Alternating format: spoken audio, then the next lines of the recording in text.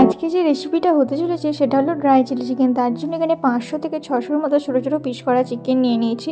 এর মধ্যে এখন ফার্স্টেই মিশিয়ে দিলাম লবণ, এরপর দিচ্ছি গোলমরিচের গুঁড়ো, তারপর দিচ্ছি লঙ্কার গুঁড়ো, এরপর দেবো রসুন বাটা, আদা বাটা, কাগজি লেবুর রস, আর দেবো সোয়া সস, তারপর দেবো 2 থেকে 3টের মতো ডিম।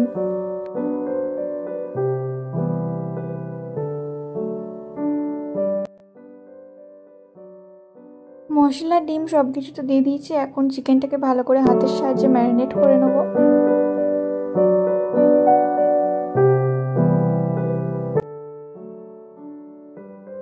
আমি এখানে 3টে ডিম অ্যাড করেছিলাম, তোমরা চাইলে 2টো ডিমও দিতে পারো। এরপর এখন দিয়ে দিচ্ছি ময়দা, এরপর দিচ্ছি কর্নফ্লাওয়ার। ময়দা আর কর্নফ্লাওয়ারটা দেওয়ার পর আবারও চিকেনটাকে ভালো করে ম্যারিনেট করব, দিয়ে 20 থেকে 30 মিনিটের মতো চাপা দিয়ে রেখে দেবো। আর এখানে পেঁয়াজের খোসাগুলোকে ছাড়িয়ে রেখেছি, রসুন কুচিয়ে নিয়েছি, আদা কুচিয়ে নিয়েছি, আর ক্যাপসিকাম কুচিয়ে নিয়েছি। যেগুলো যেগুলো ড্রাই চিলি চিকেন বানাতে লাগবে সেগুলো একটা থালায় একদম রেডি করে নিয়েছি।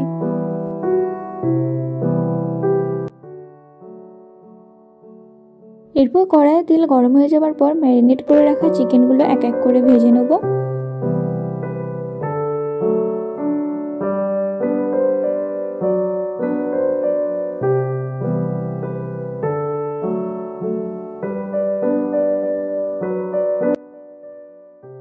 এরকমভাবে এক এক করে সব চিকেনগুলো ভেজে নিয়েছি।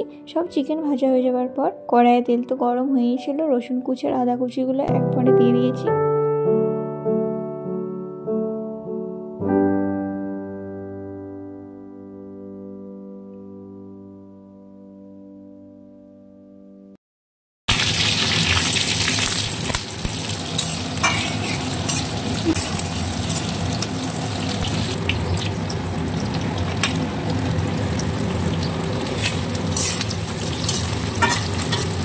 পেঁয়াজ আর ক্যাপসিকামের ওপর থেকে অল্প করে ছড়িয়ে দিলাম লবণ। আর পেঁয়াজটা আর ক্যাপসিকামটা বেশি লাল লাল করে ভাজবো না। এর মধ্যেই দিয়ে দিচ্ছি টমেটো সস, এরপর দিচ্ছি সোয়া সস,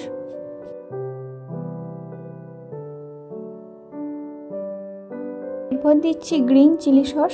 এটা তোমরা দিতেও পারো কিংবা না দিতেও পারো, কিন্তু আমি এখানে দিয়েছি।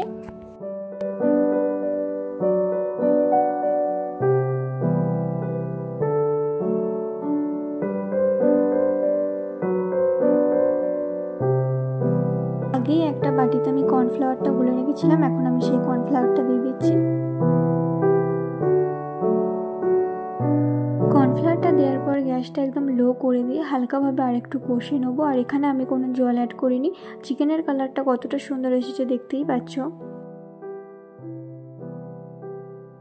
ফাইনালি রেডি হয়ে গেছে ড্রাই চিলি চিকেন। কেমন লাগলো অবশ্যই কমেন্টে জানিও। সবাই রেসিপিটা বাড়িতে একটু ট্রাই করে দেখো, ভালো লাগলে সাবস্ক্রাইব করে পাশে দেখো।